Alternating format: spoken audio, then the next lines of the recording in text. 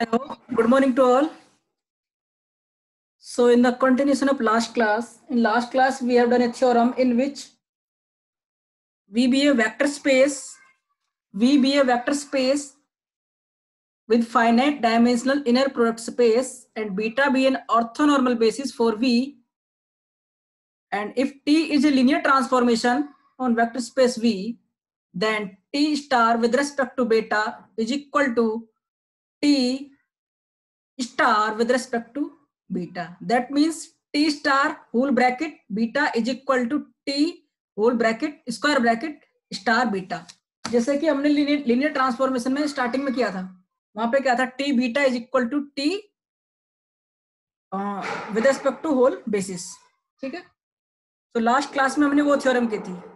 So in the continuation of last class there is a corollary based on the previous theorems.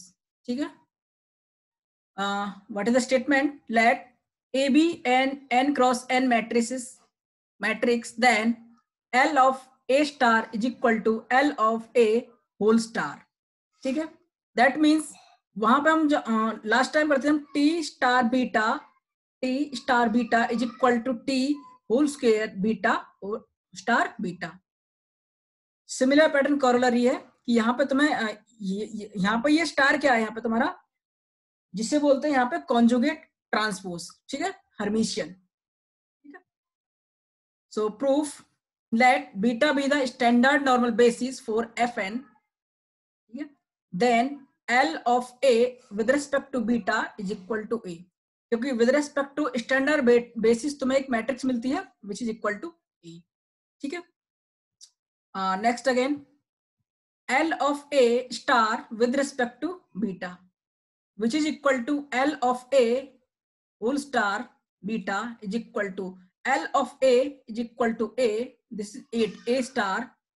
L A beta equal to A na, and whole star is equal to L of A star with respect to beta. So therefore L of A star with respect to beta is equal to L of A star with respect to beta, where here this beta and this beta are the orthonormal standard normal basis. ठीक है, so therefore you get L A star is equal to L of A star. ठीक है, इस तरह से पता है क्या, ये भी कोरोलरी है. तो यहाँ पे तुम्हें कभी एग्जाम में क्वेश्चन मिल जाएगा आगे, जब तुम पढ़ोगे किसी का एंट्रेंस एग्जाम दोगे तो वहां तुम्हें मैट्रिक्स निकालनी पड़ जाएगी. ठीक है, उस सिमिलर कोरोलरी पे एक एग्जाम्पल है, वो मैं एक बता देता हूँ कि मतलब एक कोरोलरी कहना क्या चाहती है. ठीक है, इसका काम क्या है, किस तरह से इसको अप्लाई करते हैं. ठीक है, प्रूफ इज वेरी इजी. और ये उसी थ्योरम की वो है कोरोलरी जो लास्ट टाइम हमने की थी ना, T star with respect to beta is equal to T of whole star with respect to beta. So देखिए इसी कोरोलरी को हम अप्लाई करेंगे. इस तरह का तुम्हें लीनियर ट्रांसफॉर्मेशन मिलेगा. जैसे इस क्वेश्चन में है, let T be a linear operator on C square defined by T of a1 a2 is equal to 2 iota a1 plus 3 a2 a1 a2. इसमें और जो मैंने पहले कराया था ना लीनियर ट्रांसफॉर्मेशन, वहां पे हम कर देते ओनली टी बीटा है ना, और वहां पे टी ट्रांसपोज कर देते, वहां पे कॉन्जुगेट ट्रांसपोज नहीं था. कॉन्जुगेट ट्रांसपोज क्योंकि यहाँ पे एंट्रीज किस में, कॉम्प्लेक्स में है, तो इसलिए हमें कॉन्जुगेट करना पड़ रहा है. वहां सिर्फ हम ट्रांसपोज करते थे. ठीक है, तो यहाँ पे एंट्रीज में क्या मिलेगी, तुम्हें आयोटा की टर्म मिलेगी. ठीक है, then find the adjoint operator of T, और इसको बोलते हैं एडजॉइंट ऑपरेटर. ठीक है, तो देखिए कैसे हमारे गिवन क्या है, T of a1 a2 is equal to 2 a1 plus 3 a2. ठीक है, a1 माइनस a2. देखिए विद रिस्पेक्ट टू इस लिखिए इसको, देखो first entry is as is 2 iota. ठीक है, 3 क्योंकि ये a1 a2 और यहाँ वहां पे 1 और यहाँ पे -1, यहाँ पे इसके coefficient variable a1 and a2. ठीक है, so T of a1 a2 हमारी ये मैट्रिक्स है. ठीक है, सो टी ऑफ बीटा क्या हो जाएगी, टी ऑफ बीटा जस्ट जो मैट्रिक्स गिवन है उसी को उठा लो, T of beta 2 of I 3 1 and -1. ठीक है, टी ऑफ बीटा डिट्टो होगी. अब टी स्टार बीटा कैसे फाइंड करेंगे, पहले टी स्टार है, T star beta is equal to होता है हमारे T whole star with respect to beta. So उसका कॉन्जुगेट, पहले तो उसका कॉन्जुगेट ट्रांसपोज ले दो. देखो ये यहाँ पे माइनस लगेगा, आयोटा की टर्म में यहाँ माइनस लगेगा. ठीक है, ये एंट्रीज और ये तो देखो डायगोनल एंट्रीज सेम होती है ट्रांसपोज लेने के लिए. ठीक है, सो ये एंट्रीज और ये एंट्रीज दोनों इक्वल है, लेकिन यहाँ पे माइनस का साइन लगा हुआ. क्यों क्योंकि वो कैसी एंट्री है, कॉम्प्लेक्सिटीज, ठीक है। 3 इधर आ गया और ये इधर आ गया, सो इसका ट्रांसपोज हो गया with respect to beta. So therefore T star, ये कॉन्जुगेट ले दिया ना, T star A of iota is equal to minus of 2i 1 3 -1, ठीक है। a1 a2 उसका होल ट्रांसपोज, ठीक है, मल्टीप्लाई करो 2 of a1 plus a2, multiply करके ये मिल जाएगा ना इसको, ठीक है। सो तुम्हारा टी स्टार a1 a2 तुम्हारा ये आया है। या फिर अगर टी स्टार बीटा, क्योंकि टी बीटा तो ये हो गया, ठीक है, और टी स्टार बीटा ये हो गया। इस तरह की मैट्रिक्स मिलती है तुम्हारे एग्जाम में। कभी कभी जब तुम एग्जाम देते हो तो तुम्हें ये क्वेश्चन मिलेगा, तो पूछ लेगा कि विद रिस्पेक्ट टू इसकी मैट्रिक्स क्या होगी। मेथड वही जो हमने वहां लिनियर ट्रांसफॉर्मेशन पढ़ा था और जो यहाँ पढ़ा है, बस उसमें डिफरेंस इतना है, वहां सारी रियल एंट्रीज थी, यहाँ पे कॉम्प्लेक्स भी ऐड होगी, क्योंकि complex is higher field as compare to real field, ठीक है। सो इसलिए यहाँ उसका कॉन्जुगेट ट्रांसपोज करते हैं, ठीक है। सो समझ में आ गया होगा, जिसको अगर कोई दिक्कत हो तो पूछ लेना, ठीक है ना। सो उस कोरोलरी को हम इस तरह से अप्लाई करते हैं। नेक्स्ट देखिए, प्रॉपर्टीज ऑफ एडजॉइंट ऑपरेटर, ठीक है। Properties of adjoint operator, let T and U be linear operator on a V, then T plus U star is equal to T star plus U star, ठीक है। इसकी 4-5 properties है, तो पहले मैंने एक को लिखा है, उसको सॉल्व करेंगे, सॉल्यूशन देंगे, फिर सेकंड उसका सॉल्यूशन, इसी तरह से कंटिन्यू करते रहेंगे, ठीक है। सो हमें क्या प्रूफ करना है, T star T plus U whole star is equal to T star plus U star, ठीक है। Let X, Y belongs to V, V is a linear operator on V, ठीक है। So by the definition of adjoint operator which is defined previous class I think, ठीक है। So this IPS of X, यहाँ पे हमने T star लेते थे ना जब ट्रांसफॉर्मेशन था टी स्टार वाई, ठीक है, लेकिन यहाँ पे क्या हमारा transformation T plus U. So IPS of X, T plus U whole star Y is equal to IPS of T plus U X, Y.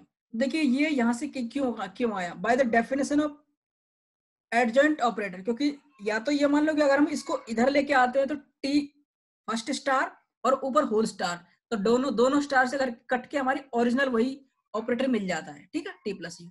या तो ऐसे मानो, या फिर एक जो हमने डेफिनेशन थी, उसकी डेफिनेशन क्या थी कि उसको हमने X IPS of X T star Y define किया था is equal to T of X Y, है ना।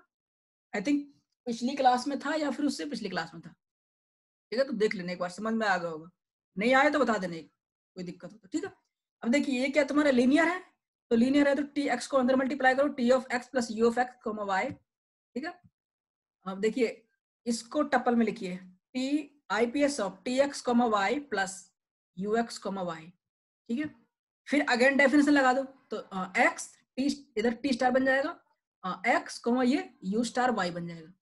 अब देखिए तो यहाँ से कुछ मिस हो गया तुम्हारा, नेक्स्ट जो इससे स्टेप आएगा ना, देखिए x मतलब x में ऐड होगा और ये इसमें ऐड होगा, तो इसको क्या लिखेंगे, IPS of x, T star U plus Y, है ना, T star U multiplied by U Y ना।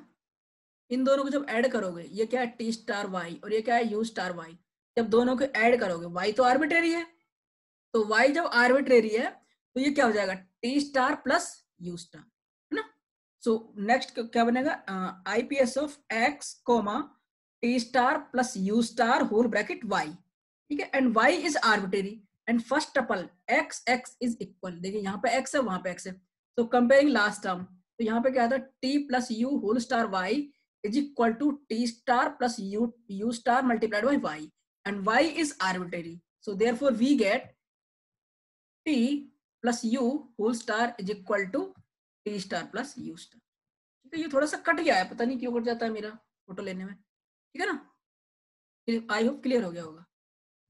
ये तो पार्ट ए ही हुआ है, बी पार्ट तो मिस है क्या इसमें से, पार्ट 112, अच्छा एक पेज मिस है इसमें से, 11 में से ना, 112 हो गया, 113, अच्छा एक पार्ट इसमें से मिस है, ठीक है। और वो पार्ट कौन सा मैं बता देता हूँ, रुको 1 मिनट,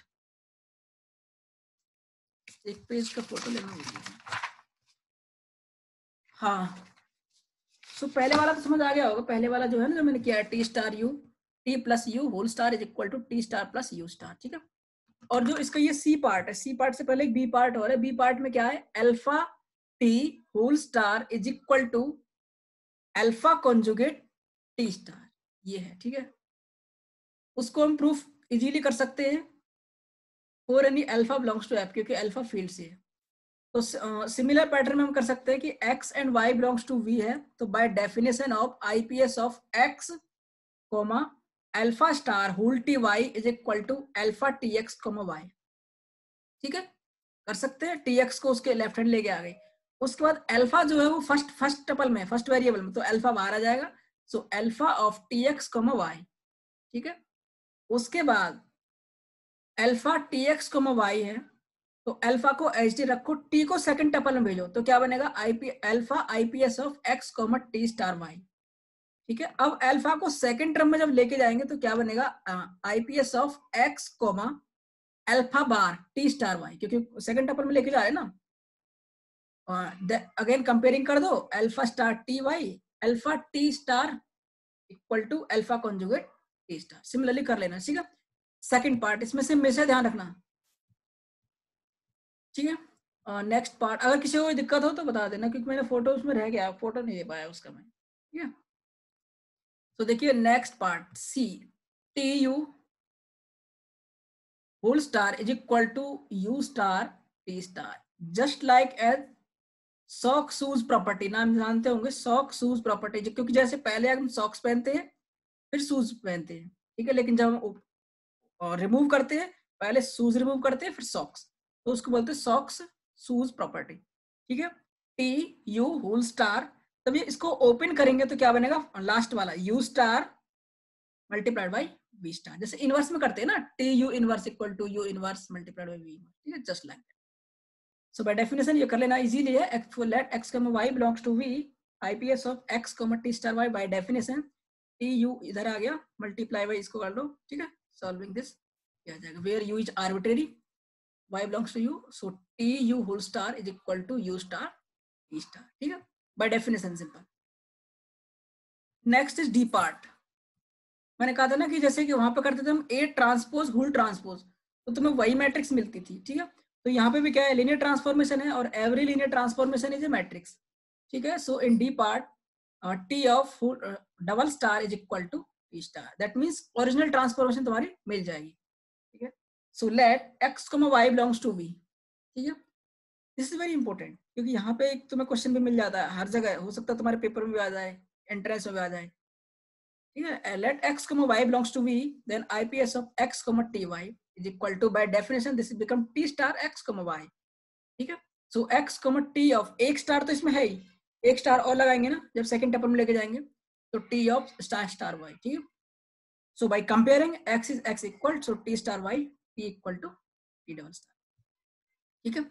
ये तो था लिनियर ट्रांसफॉर्मेशन टी के लिए। अब यहाँ पे टी कैसी भी ट्रांसफॉर्मेशन, चाहे वो आइडेंटिटी है तो I equal to I double star बन जाएगा, अदरवाइज नॉन आइडेंटिटी है तो वो नॉन आइडेंटिटी ट्रांसफॉर्मेशन बन जाएगा, ठीक है। नेक्स्ट पार्ट सिमिलर इजी है, सिंपल, आई की जगह टी पुट कर दो डिट्टो से, ठीक है, आई स्टार इक्वल टू आई, ठीक है, आइडेंटिटी है।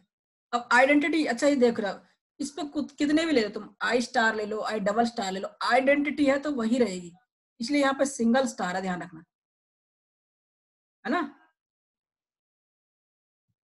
क्योंकि डायगोनल एंट्रीज होती है ना सारी सारी, ठीक है। सिमिलर वे में ये प्रूफ हो जाएगा,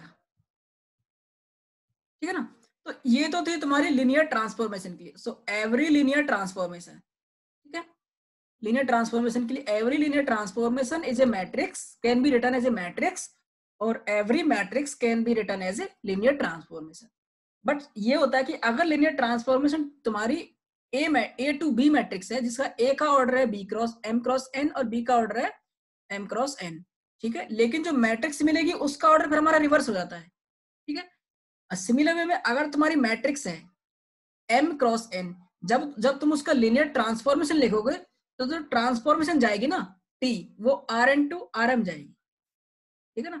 तो देख लो ना मैं क्या बताने की कोशिश कर रहा हूँ, उसमें बहुत कुछ है, यहाँ से बहुत कुछ क्वेश्चन बनते हैं जो मैं ये टॉपिक बता रहा हूँ ना, कि लिनियर ट्रांसफॉर्मेशन कहाँ से कैसे करते हैं, linear transformation can be written as a matrix space, या तो तुम्हें डायरेक्ट स्टेटमेंट मिल जाएगा, एंट्रेंस में मिल जाएगा कहीं भी, ठीक है, या फिर every matrix can be written as a linear transformation, true और फॉल्स, 4 ऑप्शन दे देगा, कर लेगा, ठीक है। प्योर मैथमेटिक्स का यही तो है, थोड़ा सा सोचो, आराम से क्वेश्चन हो जाते हैं।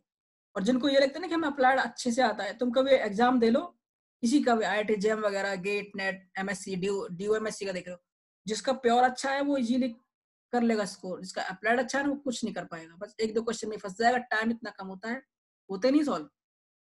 तो इसी हिसाब से मतलब जो क्वेश्चन थ्योरम कह रही है उसका मतलब एप्लीकेशन देखो, क्या कहना चाहती है क्या नहीं कहना चाहती, वही है काम, ठीक है। देखिए वो तो किया था हमने लीनियर ट्रांसफॉर्मेशन के लिए, ये ठीक है, IPS में। डिट्टो कोरोलरी है मैट्रिसेस के लिए, ठीक है, A+B star is equal to A star plus B star, ठीक है, C कॉन्जुगेट, बिल्कुल डिट्टो वही है, ठीक है। प्रूफ इज सिमिलर, प्रूफ में कुछ नहीं करना, तो प्रूफ मैंने इसका छोड़ दिया है, प्रूफ वही है जो उसमें किया हुआ है, ठीक है, इजी है, कर लेना। चलिए आज की क्लास में देखते कौन कौन आया। केवल योगी, रोहित कुमार, मैंने रोहित कुमार का क्लास में देखा नहीं, पता नहीं इनमें कौन, वैसे गरिमा सचदेवा, लक्ष्मण बोस, समीक्षा जैन, स्वप्निल, प्रतीक्षित, महेश गुर्जर, राशि सुमन, शिवम, मीनाक्षी कुमारी, मुस्कान, अखिल, सहनाज, हरेंद्र तंवर, रिया सचदेवा, अक्षित, ठीक है। कोई दिक्कत तो बता देना कि किसी भी मेथड में, और मतलब टॉपिक ऐसा नहीं है थोड़ा तुम्हें सिलेबस ज्यादा लग रहा है, बहुत आसान है, लेकिन अलजेब्रा ही आसान है यार, अप्लाइड तो बहुत टफ है, क्वेश्चन सॉल्व नहीं होते अप्लाइड के तो, ठीक है। देखिए ये अब जो मैं नेक्स्ट टॉपिक कराने जा रहा हूँ ना, समझ लो तुम्हारे पेपर में एक क्वेश्चन आ गया, ठीक है, एक क्वेश्चन यहाँ से आ जाएगा, आता ही है, हर बार आता है, उसकी वैल्यू चेंज होगी या फिर डिट्टो तुम्हारा एग्जाम्पल दे देता है, ठीक है। तो देखिए लीस्ट स्क्वायर अप्रोक्सीमेशन के नाम से जाना जाता है मेथड, ठीक है। और ये मेथड होता क्या है, कोई भी तुम्हें कोई लिनियर कर्व दे देगा, उसके आसपास तुम्हें पॉइंट दे देगा corresponding to left right left right left right, ठीक है। सो तुम्हें क्या करना है उस कर्व का, ठीक है, वैल्यू फाइंड करनी होती है, ठीक है। So least square approximation is the procedure to fit the scattered point on the curve so that the velocity line m curve turns to be best fit, ठीक है। मतलब इसके आसपास तुम्हें कुछ पॉइंट दे देगा और उसका अप्रोक्सीमेशन एरिया पूछ लेता है, ठीक है, इस तरह का कर्व होगा या फिर इस तरह का होगा, इसी तरह का भी हो, तुम्हें पॉइंट दे देगा, डेफिनेटली तुम्हें कर्व नहीं देगा, वो पॉइंट देगा, पॉइंट से तुम्हें अपने आप जज करना है। और ये कैसा फिगर है, 2 डायमेंशनल फिगर है, ठीक है। देखिए इसको कैसे प्रोसीड करते हैं, in 2 dimensional we have the following points, क्योंकि इस तरह के पॉइंट होते हैं x1, y1, x2, y2, xn, y1। ध्यान रखना ये n डायमेंशनल नहीं है कि मैंने अगर ये xn, y लिखा, ये n पॉइंट्स है, n डायमेंशनल अगर होता ना तो ये होता है x1, y1, z1, है ना, इस तरह से, तो z1 लिखेंगे तो 3D में हो जाएगा। तो ये 2 डायमेंशनल फिगर के लिए ये वैलिड होता है, जिसमें हमने कितने पॉइंट ले लिए, n पॉइंट्स, पॉइंट हमारे कितने हो सकते हैं, और तुम्हें एक लाइन देगा हो y equal to ax plus v, इसका सॉल्यूशन फाइंड करना होता है, ठीक है। y equal to ax plus v, तुम a की वैल्यू फाइंड कर दो, b की वैल्यू फाइंड करना, तो तुम्हारा y निकल आएगा, ठीक है। So by find a and b by using error calculation, error calculation is denoted by e, ये मतलब कहते हैं ना स्टैंडर्ड नोटेशन है इसका, e is equal to summation of i is equal to 1 to n, ठीक है, y of i minus a of xi minus of b whole square, ठीक है। इसको इस तरह से लिखो, और जो तुम्हारे सिलेबस में है तुम उसे ऐसे लिखोगे इन लीनियर, जो तुम्हारे इसमें है, e is equal to norm of y minus a of x whole square, ठीक है, ऐसे लिखो। वेयर जो a होती है वो a मैट्रिक्स कैसे लिखोगे, a is equal to x1, x2, xn, यहाँ पे 1 1 1, ठीक है, कॉरस्पॉन्डिंग टू ईच एंट्रीज तुम 1 1 लिखते जाओगे, ठीक है। और x तुम्हारा वेरिएबल होता है, और ये वेरिएबल आता कहाँ से, ये वाला है, ये ना, ये लिखा है, देखिए यहाँ से a लिखोगे x1, फिर नीचे x2, जैसे एरिया का फाइंड फॉर्मूला फाइंड करते हैं ना 11th या 12th क्लास में, कि x1 y1, x2 y2, x3 y3 up to xn yn, ठीक है। फिर थर्ड कॉलम जो लिखते हैं 1 1 कर देते हैं, ठीक है, फिर क्रॉस मल्टीप्लाई करके उसका a निकाल लेते हैं।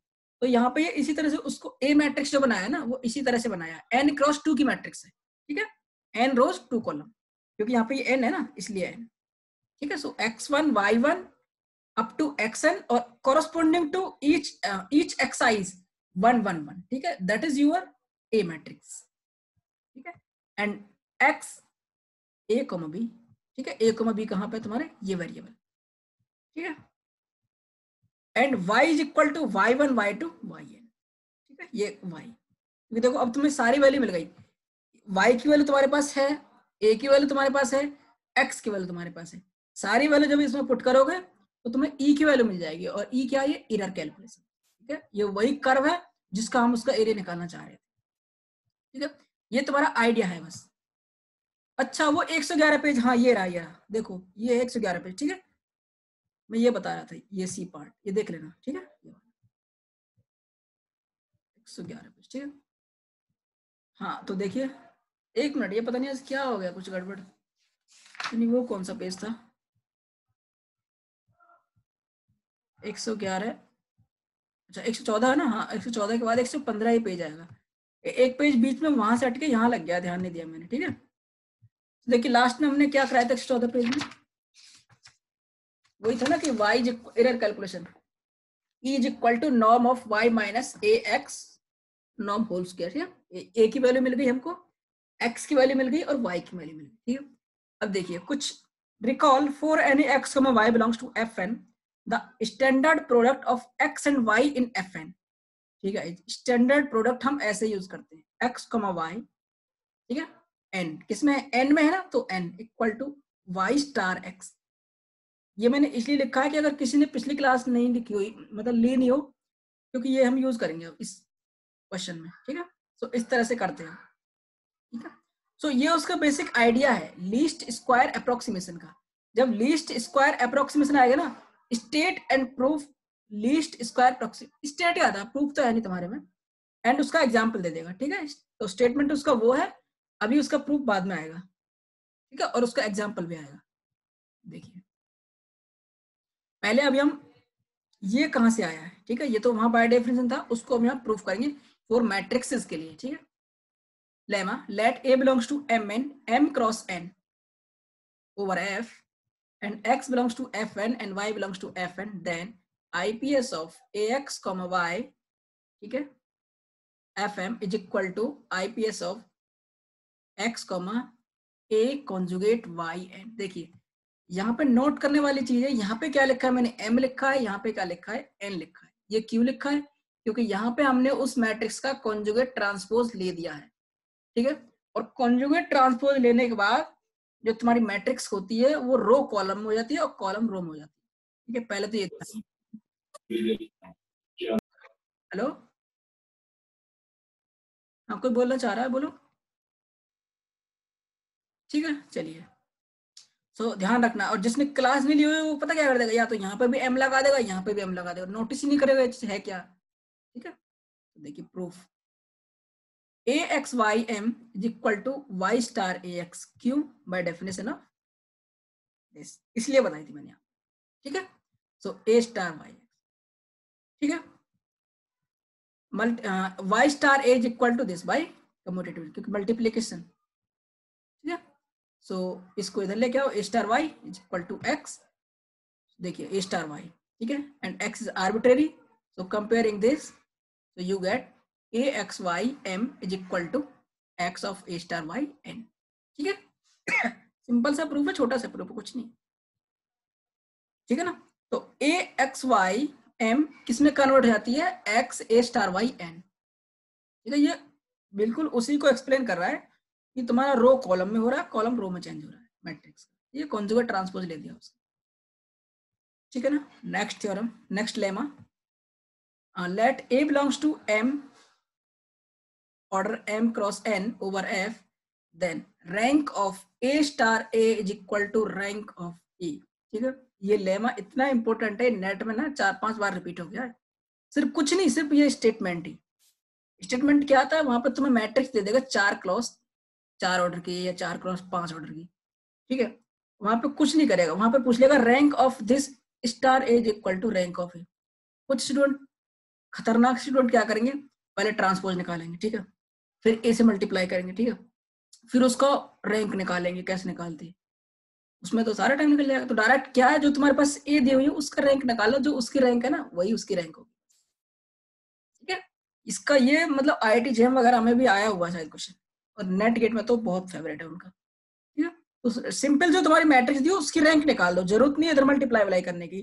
तो जो उस ए की रैंक होगी वही इसकी रैंक होगी, ए स्टार। ठीक है, देखिए प्रूफ क्या है, by rank nullity theorem. Rank nullity theorem को सिल्वेस्टर लॉ भी बोलते हैं रखना। ठीक है, so rank of A plus nullity of A is equal to dimension of f n. पढ़ा होगा सभी ने। ठीक है, डायमेंशन ऑफ एफ एन क्या है, एन। तो देखिए अगर हमें, ये तो हमने ए पे अप्लाई किया है, ठीक है, अगर हम इसी फॉर्मूले को इस पे अप्लाई करते हैं ए स्टार ए पे, ठीक है, तो देखिए रैंक ऑफ, रैंक ऑफ, ये रैंक है, ध्यान रखने गलत यहाँ पे, क्योंकि वो के लिखता हूँ ना मैं ऐसे, तो फोटो में ऐसे कोई नीचे वाला पेज आ गया, इधर भी ये भी नीचे वाला पेज है। ठीक है, so rank of A star A plus nullity of A star A is equal to n. क्योंकि अब जो हमने अप्लाई किया है वो किस पे किया है, क्योंकि जब हमारी लिनियर ट्रांसफॉर्मेशन थी ए टू ए पे थी, लेकिन अब हमने लिनियर ट्रांसफॉर्मेशन क्या किया है, A star A to A star है, तो रैंक भी उसकी आएगी ए स्टार ए की, नलिटी भी उसी की आएगी। ठीक है, so we apply rank nullity theorem to A star A. ठीक है, so rank of A star A plus nullity of A star A is equal to. अब देखिए अगर हमें rank of A plus nullity of A is equal to N है, ठीक है, और rank of A star A is equal to nullity of A star A, ये भी एन है। सो अब हम क्या करें कि rank of A equal to rank of A star A हो जाए। अगर nullity of A is equal to nullity of A transpose अगर 0 हो जाए, तो यहाँ पे रैंक ऑफ ए क्या है, एन, और यहाँ पर rank of A star a क्या है, एन। सो दोनों को कंबाइन जब करेंगे, so rank of A is equal to rank of A star a. Clear ना? सो ये है इसका स्टेटमेंट। देखिए हमारा क्लेम यही है कि nullity of A equal to nullity of A star 0 हो जाए, क्योंकि अगर ये 0 हो गया, so rank of this equal to N, और rank of A is equal to N, so rank of A equal to rank of A star. ठीक है, तो देखिए प्रूफ करेंगे if and if only case. ठीक है, सो लेट, ये पीछे वाला पेज का रखा है, इसका नहीं ध्यान रखना, जो लिखा हुआ है ना पीछे का पेज रखा हुआ था उसका आ गया। Let x belongs to null space, क्योंकि नलिटी है ना, नल स्पेस होती है, null space of a denoted by n a. तो नल स्पेस का मतलब क्या है, n a. So let x belongs to null space, so a of x equal to 0 by definition of null space. ठीक है, और ए ऑफ एक्स किसके, वो देखिए यहाँ ए स्टार से इधर मल्टीप्लाई करो, ए स्टार से इधर मल्टीप्लाई करो, तो ये क्या बनेगा, A star A X equal to, ये तो 0 हो जाएगा। ठीक है, तो देखिए अब ये क्या बन गया, A star A, that means X belongs to null space of A star A. अगर मैं फास्ट हूं तो बता देना, स्लो भी कर दूंगा। ठीक है, अगर लग रहा है कि कुछ ज्यादा फास्ट है। ठीक है, तो this implies that x belongs to null space of a star। This is your equation number 1। That means nullity of a contained in, है ना, nullity of a contained in nullity of a star a। ठीक है, conversely let x belongs to nullity of a star a, that means a star a x equal to 0। ठीक है, so इसको किस तरह से लिखोगे, आईपीएस की फॉर्म में, a star a x x over n, क्योंकि इक्वल टू 0 है ना। सो ए इधर रखो, ए स्टार इधर पहुंचा दो, तो a double star x equal to m. देखिए यहाँ पे एन, यहाँ पे एम। आइडिया सही है ना, क्लियर क्यों हुआ, इस तरह से मैंने वहां बताया था कि एन है तो एम हो जाएगा, एम है तो एन हो जाएगा। ठीक है, इक्वल टू 0। अब देखिए A double star A equal to A होता है, क्यों, प्रीवियस करोलरी मैंने प्रूफ की थी, मैंने नहीं की प्रूफ किया, मतलब तुमको वेरीफाई कर लेनी है, A of A star equal to A, क्योंकि मैंने वो टी के लिए किया हुआ, मैट्रिक्स के नहीं किया, ट्रांसफॉर्मेशन के लिए किया हुआ है। ठीक है, so M, so that means इन दोनों का मतलब क्या होगा, A of x equal to 0।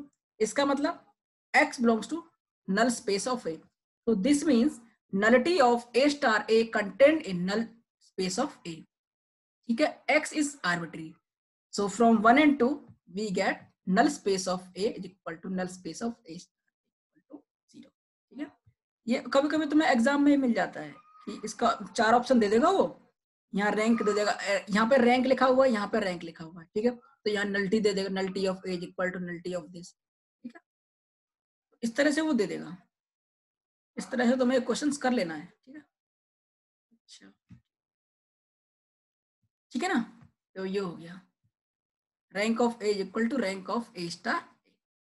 देखिए नेक्स्ट रिमार्क है, if a belongs to m, matrix है जिसका ऑर्डर है m cross n over f and rank of a is equal to n, then rank of a star a is equal to n। देखिए वहां पे हमने क्या किया था कि अगर rank of a equal to rank of a star n है, मतलब a है और वो क्या है n, सो जितनी अगर रैंक है उसकी, अगर उसका n ऑर्डर है और एंक रैंक आ जाती है, दैट मीन्स उसकी डायमेंशन जीरो, सॉरी वो जो होता है ना नलिटी, हमेशा ही जीरो होती है। और जब नलिटी जीरो होती है तो उसका डिटर्मिनेंट कभी जीरो नहीं होगा, और जब डिटर्मिनेंट कभी जीरो नहीं होगा तो मैट्रिक्स क्या हो जाएगी, इनवर्टेबल मैट्रिक्स। ठीक है, क्लियर है ना। So the implies that a star a is equal to invertible matrix, क्योंकि उसकी रैंक n है, क्योंकि उसमें n li इंडिपेंडेंट वेक्टर होंगे। ठीक है, सो कोई भी डिपेंडेंट नहीं है, सो सारे इंडिपेंडेंट है तो इनवर्टेबल हो जाएगी। ऐसे भी कर सकते हैं, या फिर उसका डिटर्मिनेंट निकाल लो, और जब डिटर्मिनेंट निकालते हो तो नॉन जीरो होगा क्योंकि उसकी रैंक n है, डिटर्मिनेंट जीरो नहीं होगा। ऐसे भी निकालते हैं ना इनवर्स, इनवर्स अगर डिटर्मिनेंट तुम्हारा नॉन जीरो है तो इनवर्स एग्जिस्ट करेगा, क्योंकि जब हम इनवर्स निकालते हैं A inverse equal to 1 upon determinant of A लिखते हैं ना, इनटू एडजॉइंट ऑफ ए। अगर तुम्हारा determinant of A non zero है तो तुम निकाल सकते हो, अगर जीरो होगा तो तुम नहीं निकालते। ठीक है, इनवर्स नहीं निकाल सकते। ठीक है, सो ये रिमार्क है, ये याद रखना है, मतलब अच्छे पॉइंट है, जब तुम तैयारी करोगे बहुत फायदा होगा इसका। ठीक है ना, नेक्स्ट देखिए, let a belongs to m cross n over f। ठीक है, मैट्रिक्स है जिसका order m cross n over f है, and y belongs to fm, then there exists x naught belongs to fn such that a star a x naught equal to a star y। ठीक है, and norm of ax minus y less than or equal to norm of ax minus y for all x belongs to fn। Furthermore, if rank of a is equal to n, then x naught equal to this, that means a dash a inverse a star y, important theorem है। ठीक है ना, तो देखिए इस theorem का outline proof, theorem का statement समझ लेना क्या कह रहा है। ठीक है, outline of the proof of this theorem, इसमें हमें क्या क्या करना है, थोड़ा प्रूफ इसका लेंथ ही है। अगर जिस भी थ्योरम का प्रूफ लेंथ हो ना तो उसमें आउटलाइन देख लिया करो कि इसमें करना क्या है, उसको याद कर लिया करो, उसके हिसाब से हम इजीली कर सकते हैं पेपर में। तो देखिए उसका आउटलाइन क्या है, पहले तो हमें डब्ल्यू डिफाइन करना है, और डब्ल्यू किस तरह से होना चाहिए, रैंक ऑफ एल ऑफ ए। ठीक है, then find a closest point to y for y belongs to mn such that a of x naught y, a of x naught minus y less than or equal to norm of ax minus y for all x belongs to m। ठीक है, उसके बाद हमें एक set gate करना है जो क्या है, w perpendicular, and find x naught, और x naught को हमें फाइंड करना है क्योंकि x naught यही है ना, x naught की वैल्यू। ठीक है, ये इसका आउटलाइन प्रूफ है। तो प्रूफ तो शायद इसका आज मुश्किल हो पाएगा, 9:34 हो गया, 40 मिनट की होती ना, चलो देखते हैं थोड़ा वो जहां तक भी होगा। ठीक है, देखिए सबसे पहले क्या है, let a belongs to m, matrix है m cross n over f and y belongs to m। ठीक है, ये y क्या है तुम्हारा m वेक्टर है। डिफाइन w, w किस तरह से डिफाइन किया हमने, a of x, x belongs to fn equal to range of la। ठीक है, ये रेंज ही तो है ना, रेंज को इस तरह से डिफाइन किया हुआ है। ठीक है, वेयर l ऑफ a क्या है, जो कि लीनियर ट्रांसफॉर्मेशन है, एल ऑफ ए का मतलब है left, r of a right. ठीक है, f n to f m is a left transformation defined as l of a x is equal to a x. अब ध्यान रखना यहाँ पे जो है मैट्रिक्स मिलेगी ना, उसका ऑर्डर क्या होगा, एम क्रॉस एन। ठीक है, एम क्रॉस एन मैट्रिक्स होगा, इसीलिए जो तुम्हारा एक्स है वो एन में आता है। ये ध्यान रखो, ये बहुत अच्छी चीज है, समझ में नहीं आती अच्छे से अच्छे को। ठीक है ना, इसीलिए ये एन में लिखा हुआ है, क्योंकि यहाँ पे जो मैट्रिक्स होगी वो एम क्रॉस एन होगी, सो एन वेरिएबल चाहिए ना हमको, सो इसीलिए वो एक्स है, x1 x2 xn, या फिर x y z up to n, इसीलिए वो एफ एन में। ठीक है, now according to theorem, if W is a finite dimensional vector space of an inner product space, then there exists a unique vector u element to y such that any x belongs to w, norm of y minus u less than is equal to norm of y minus x। जिसने भी एक class ली हुई होगी तो उसको समझ आ रहा हो कि हाँ ये हमने डिफाइन किया था पहले, और वहां पे हमें कैसा वेक्टर मिलता था, यूनिक। सो उस थ्योरम से, ठीक है, शायद वो 6.4 है या 3 है, मुझे ये एग्जैक्ट याद नहीं है, ठीक है, लेकिन स्टेटमेंट मैंने फिर से रिवाइज करा दिया, ठीक है। Thus, there exists x naught for some x naught belongs to fn closest to y, ये उसका स्टेटमेंट था। So by using this theorem, this implies that a of x naught y less than is equal to norm of a of x minus y for all x belongs to y, ठीक है। Now e is equal to, क्योंकि जब हमने वो किया था ना least square approximation, तो लीस्ट स्क्वायर अप्रोक्सीमेशन में हमारा क्या था, E is equal to norm of a of x minus y whole square, ये था ना डिजायर्ड एरर, ये हमारा डिजायर्ड एरर है, और इसी को हम बोलते हैं वहां पे लीस्ट स्क्वायर अप्रोक्सीमेशन के लिए इसी को यूज करेंगे, ठीक है। उसके बाद अब तुम्हें फाइंड करना है, ई मिल गया, उसके बाद जो नेक्स्ट स्टेप था तुम्हें एक डब्ल्यू फाइंड करना था, ठीक है। So now a of x naught minus y belongs to w perp, अगर w perp में है, since y belongs to u plus z for some w, z belongs to w perp and u belongs to w, तो y के इसको इस तरह से लिख सकते हैं, ये भी पिछले उसमें था थ्योरम ऑर्थोगोनल कॉम्प्लीमेंट में था, ठीक है। तो यहां से z निकाल दो, y minus u, w perp is subspace, this implies that u minus y, यहां से तुम u निकाल दो, है ना, z है ना सबस्पेस है, तो u minus y किसका है, w perp का स्पेस, ठीक है। सो a of x minus a of x naught comma y m equal to 0 for all x belongs to fn, x को इधर ले दो, so a of x, a transpose a of x minus naught y m equal to 0, ठीक है। now comparing these quantities, so a of a star a of x naught comma y equal to 0, ठीक है। that means a transpose a of x equal to, ये यहाँ पे y था ना, ये y, तो जब अंदर मल्टीप्लाई करोगे तो a स्टार y बनेगा, और a star y equal to 0 है, so that means a transpose a of x equal to a star y, ठीक है। that means अब a x नॉट की वैल्यू जब तुम निकालोगे, x naught equal to a transpose a inverse a star y, so x naught की value तुम्हारी ये आ गई, और यही था तुम्हारा थ्योरम में, ठीक है, यही थ्योरम थी तुम्हारी आउटलाइन प्रूफ, ये ना x नॉट, तो सबसे पहले w डिफाइन किया रेंज, ठीक है, ये जो आया था तुम्हारा थ्योरम से आया है, ठीक है। फिर फाइंड गेट w पर, उसके बाद फाइंड x नॉट, और x नॉट की वैल्यू क्या थी, a transpose a whole inverse a star y, ठीक है। So this is your theorem. So आज तो इतना ही हो पाएगा, उसके बाद इसका एक अब करेंगे हम एग्जाम्पल, इसका एग्जाम्पल है लीस्ट स्क्वायर अप्रोक्सीमेशन का, जो कि तुम्हारे एग्जाम में जरूर आता है, ठीक है। तो ये आज तो हो नहीं पाएगा, अगर किसी को कोई डाउट हो तो बता सकता है। योगेंद्र, रोहित, गरिमा, लक्ष्मण, स्वप्निल, प्रतीक्षित, महेश, रसी, मुस्कान, अखिल, सहनाज, रिया, समीक्षा, मीनाक्षी, ठीक है। बाकी पढ़ते रहो, कोई डाउट है किसी को? चलिए, थैंक यू ऑल।